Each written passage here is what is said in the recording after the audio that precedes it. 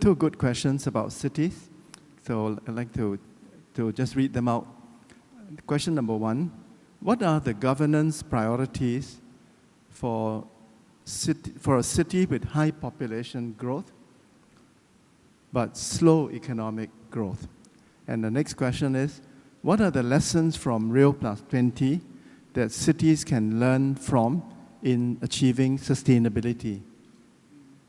Two kind of different questions. Well, I think the lessons from Rio is back leaders with a vision, back cities which are working to put into place visionary plans which are sustainable, involve the public fully, as I said. You know, our world population is due to expand by more than 2 billion people by mid-century. And overwhelmingly, those new inhabitants on Earth are going to live in cities. So the critical importance of capacitating city governments and improving planning and taking inclusive approaches is just so pressing. I think that's the message of Rio. Prepare for what is coming. We may think the challenges our cities face now are big. They're going to be a lot bigger. But with that also comes opportunity. And as Tommy, you and I were discussing briefly before we came in, let's not see cities as problems. Cities are huge opportunities. Yeah, cities are sources of innovation, of creativity. They can be the drivers of prosperity and better living standards for whole countries. So let's work with cities to maximize their potential for their people. Good morning. Thank you, Ambassador Koh. Good morning, Mrs. Clark. I'm from UNEP, United Nations Environment Programme. You are heading UNDP, but you have always been a great advocate for environmental issues. And UNEP some years ago awarded you as Champion of the Earth, and we're very glad that this was done.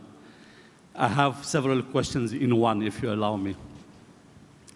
Rio has further confirmed the necessity for considering the 3 pillars of sustainable development in an integrated manner. How do you see green economy contributing to advancing the transition to sustainable development? This is first.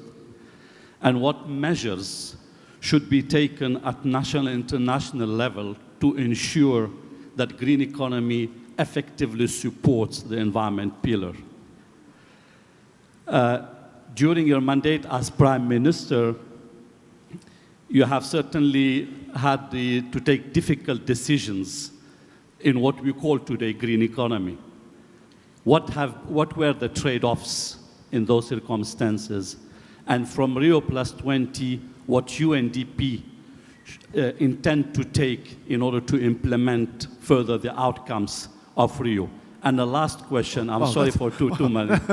There is one element in the outcome document that said we adopt, which is the 10-year framework of program on sustainable consumption or production. What does this mean for UNDP? Thank you. Can you remember five questions? No, but I'll do my best.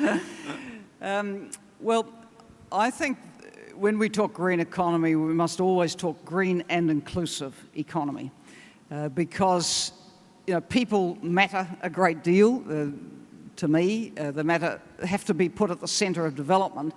But at UNDP, we have been advocating that we see achieving greater equity and greater sustainability as absolutely linked themes, that we will not achieve one without the other. And we devoted a human development report to that last year and looked at various scenarios where we modelled what would happen with human development if you went to worst case scenarios on growing inequality, which there's a lot of around our world, and quickening trends of ecosystem degradation. I mean, this is not a good outlook. So the green and inclusive economy is a way of turning this around.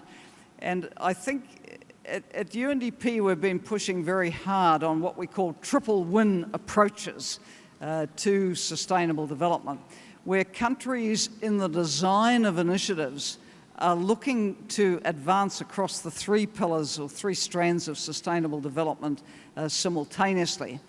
And going forward, we think we need to be very, very active in sharing best practice around how this is done, which is a reason why with Brazil we've announced the intention to put a world centre for sustainable development in Rio de Janeiro as a legacy of Rio +20, bringing in a range of partners within the UN, private sector, Brazil itself, and other players. So we look to highlight examples of what we consider inspirational in setting direction for a different kind of development path. Take Ethiopia, which launched at Durban last year. It's low-carbon, climate-resilient, green economy strategy, like getting three sort of things in one there. But Ethiopia is the least developed country. Its people per capita GDP are among the poorest in the world. And it is saying, yes, we want to change that, but we want to change it in a way which won't wreck the ecosystems on which we depend.